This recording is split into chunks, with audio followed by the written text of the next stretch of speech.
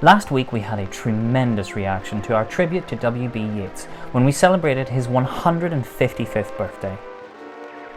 And this week we are turning to another titan of Irish literature, James Joyce, as the 16th of June is Bloomsday.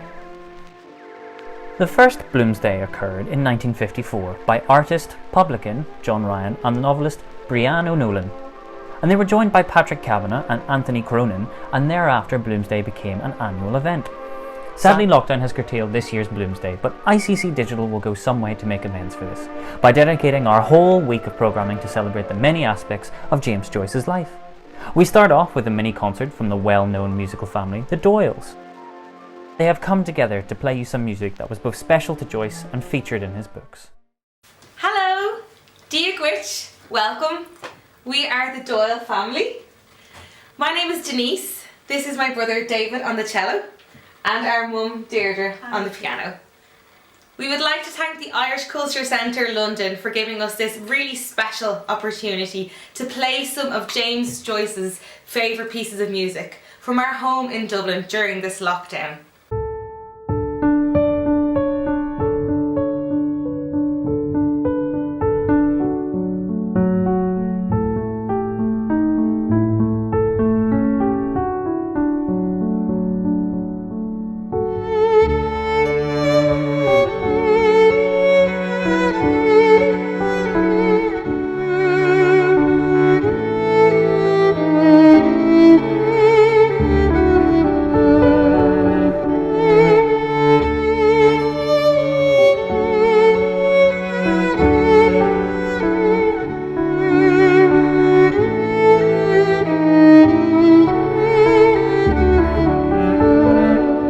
And the actor Frank Grimes has kindly given access to his famous one-man show on Joyce, The He and the She of It. In a poem that he wrote just after his mother's death, Tilly, there is the line, "I bleed by the black stream for my torn bough, and no more turn aside and brood upon love's bitter mystery." Fergus's song, I sang it alone in the house, holding down the long, dark chords. Her door was open. She wanted to hear my music. Silent with awe and pity, I went to her bedside. She was crying in her wretched bed. For those words, Stephen, love's bitter mystery. Nora Connolly, the renowned actress, has performed readings from Ulysses extensively both here in the UK and in Europe. And for ICC Digital, Nora gives us the Molly Bloom Soliloquy from deep in a wood in London. So thank you, Nora. God of heaven, there's nothing like nature. Wild mountains, rivers flowing, the fields of wheat and the cattle lowing, and the flowers of every shape and feature, and the colours and the smells, springing up and growing even out of the ditches and the graves. And as for them saying there's no God, I wouldn't give two snaps of me first two fingers for all their learning. Who was the first person in the universe before there was anybody that made it all? Who? Well, that they don't know. And every year, the Juke Street Gallery in Dublin opens their doors for their Moment of Joyce celebrations. Juke Street is featured on Ulysses, and every year artists, writers, poets and singers come along to the gallery and entertain the citizens of Dublin against the backdrop of paintings by the very gifted artist Tom Byrne. As Moments of Joyce will not happen this year, we bring a little of Dublin's Bloomsday from the Juke Street Gallery archive. Just a song at twilight, when the lights are low, when the flickering shadows softly come and go. Moments of Joyce held a unique event featuring the artist Aidan Hickey, who exhibited his take on 12 chapters from Ulysses, a mammoth task which, when finished, he hopes all 24 chapters will find a permanent home.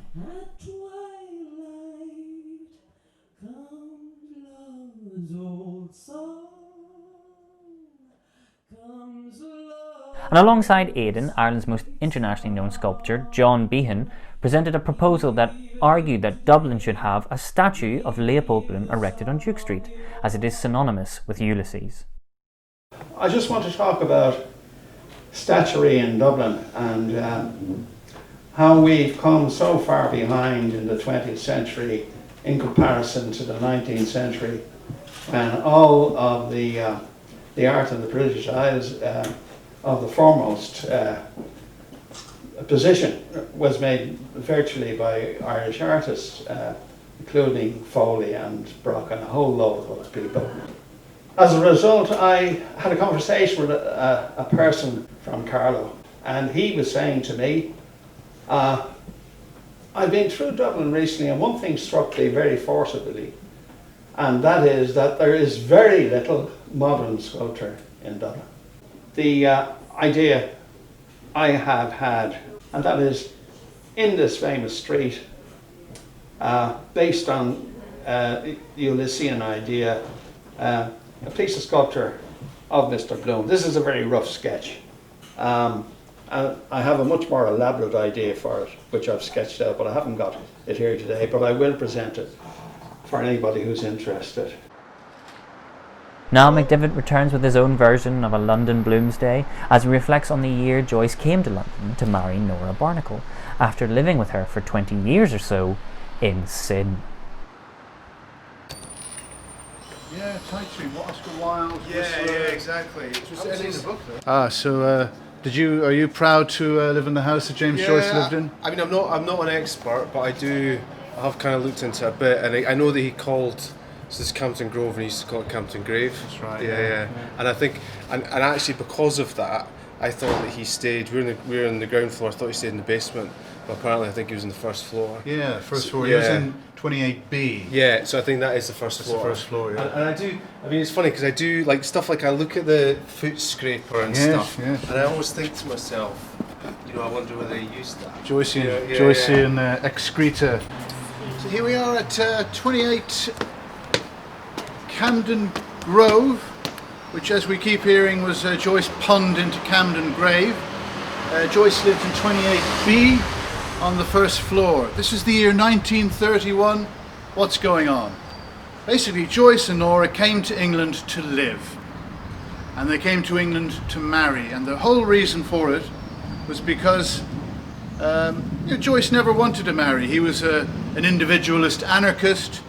He said something like, if 26 years ago I did not want a clerk with a pen behind his ear or a priest in his nightshirt to interfere with my matrimonium, right? So he was an anarchist. He didn't want the authorities involved in his love relationship.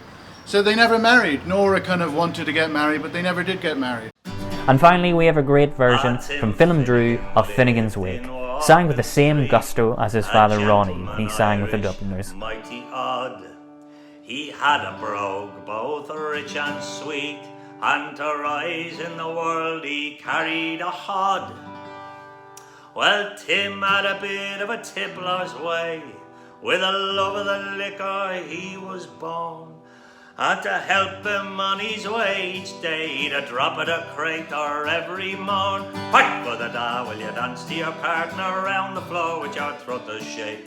So thank you to all our contributors, and we hope you enjoy our Bloomsday celebration of Mr. Joyce. One morning Tim felt rather full, his whole head felt heavy, which made him shake. He fell off the ladder and he broke his skull. They carried him home, his corpse to wake.